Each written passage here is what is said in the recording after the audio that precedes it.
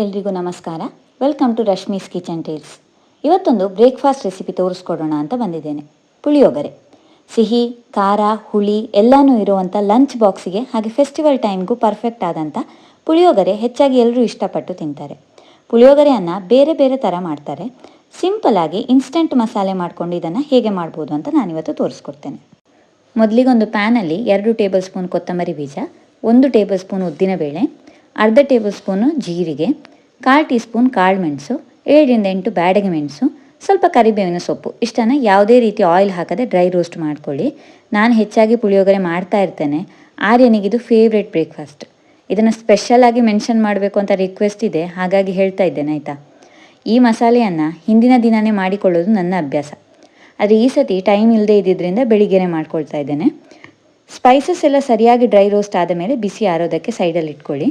ನೀವು ಬೇಕು ಅಂತಂದರೆ ಸ್ವಲ್ಪ ಜಾಸ್ತಿ ಕ್ವಾಂಟಿಟಿನಲ್ಲೂ ಮಾಡ್ಕೊಳ್ಬೋದು. ಆದರೆ ತುಂಬ ಟೈಮ್ ಸ್ಟೋರ್ ಮಾಡಿ ಇಟ್ಟರೆ ಈ ಥರದ ಮಸಾಲೆಗಳು ಅಷ್ಟು ಫ್ರೆಶ್ ಆಗಿರಲ್ಲ ಅಂತ ನನ್ನ ಪರ್ಸ್ನಲ್ ಒಪಿನಿಯನು. ಹಾಗಾಗಿ ನಾನು ಒಂದು 2-3 ಸಲ ಪುಳಿಯೋಗರೆ ಮಾಡ್ಕೊಳ್ಳೋ ಅಷ್ಟು ಮಾತ್ರ ಮಸಾಲೆ ಮಾಡಿಟ್ಕೊಳ್ತೇನೆ.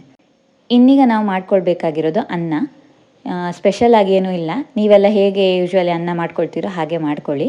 ನಾನಿಲ್ಲಿ ಒಂದು 3ರಿಂದ 3.5 ಗ್ಲಾಸಿನಷ್ಟು ಅಕ್ಕಿ ಅನ್ನವನ್ನು ಮಾಡ್ಕೊಳ್ತಾ ಇದ್ದೇನೆ.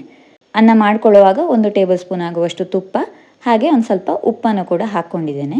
ನಾನಿಲ್ಲಿ ಉಪ್ಪು ಹಾಕಿದ್ದನ್ನು ತೋರಿಸಿಲ್ಲ. ಆದರೆ ಅನ್ನವನ್ನು ಮಾಡ್ಕೊಳ್ಳುವಾಗ ಒಂದು ವಿಷಯ ನೆನಪಿಟ್ಕೊಳ್ಳಿ, ಅನ್ನ ಆದಷ್ಟು ಉದುರುದುರಾಗಿ ಇರಲಿ. ಅನ್ನವನ್ನು ತುಂಬ ಬೇಯಿಸಿ ಅಂಟಂಟಾಗಿ ಮಾಡಿಕೊಂಡ್ರೆ ಅದರಲ್ಲಿ ಮಾಡುವಂಥ ಪುಳಿಯೋಗರೆ ಅಷ್ಟು ಚೆನ್ನಾಗಿರಲ್ಲ. ಉದುರುದುರಾದಂಥ ಅನ್ನದಲ್ಲಿ ಮಾಡಿಕೊಂಡ ಪುಳಿಯೋಗರೆಯ ರುಚಿ ಜಾಸ್ತಿ. ಇದಿಷ್ಟು ಮಾಡ್ಕೊಳ್ಳೋ ಅಷ್ಟೊತ್ತಿಗೆ ಡ್ರೈ ರೋಸ್ಟ್ ಮಾಡ್ಕೊಂಡಿರುವಂಥ ಸ್ಪೈಸಸ್ ಎಲ್ಲ ತಣ್ಣಗಾಗಿತ್ತು. ಹಾಗಾಗಿ ಇದನ್ನು ಮಿಕ್ಸಿಯ ಸಣ್ಣ ಜಾರಲ್ಲಿ ಹಾಕ್ಕೊಂಡು ಹುಡಿ ಮಾಡಿ ಇಟ್ಕೊಳ್ತಾ ಇದ್ದೇನೆ. ಈ ಹುಡಿಯನ್ನು ಆದಷ್ಟು ನುಣ್ಣಗೆ ಮಾಡ್ಕೊಳ್ಬೋದು.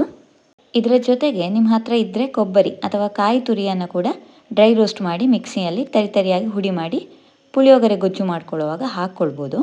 ನನ್ನ ಹತ್ರ ಕೊಬ್ಬರಿ ಇರಲಿಲ್ಲ, ಹಾಗೆ ಕಾಯಿ ತುರಿ ಹಾಕಿದ್ರೆ ಆರ್ಯ ತಿನ್ನೋದೂ ಇಲ್ಲ.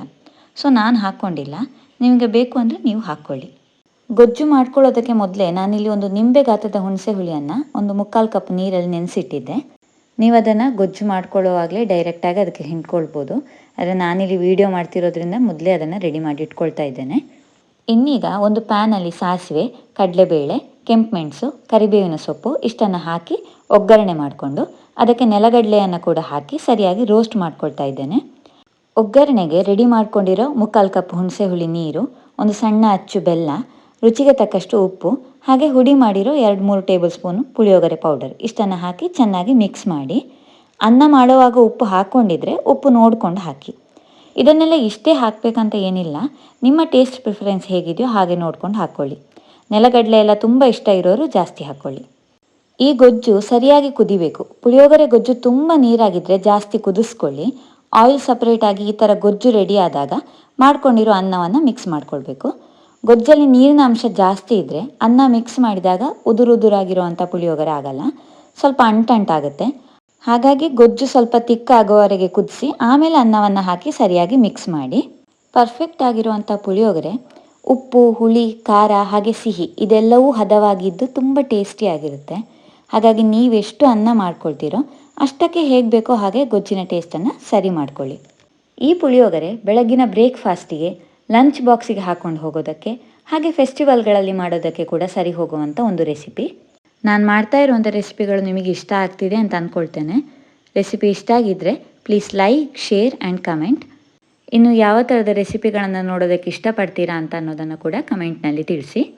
ಹೆಚ್ಚು ಇಂಥ ರೆಸಿಪಿಗಳನ್ನು ನೋಡೋದಕ್ಕೆ ರಶ್ಮೀಸ್ ಕಿಚನ್ ಟೇಲ್ಸ್ ಚಾನಲನ್ನು ಸಬ್ಸ್ಕ್ರೈಬ್ ಮಾಡೋದನ್ನು ಮರಿಬೇಡಿ. Thanks for watching.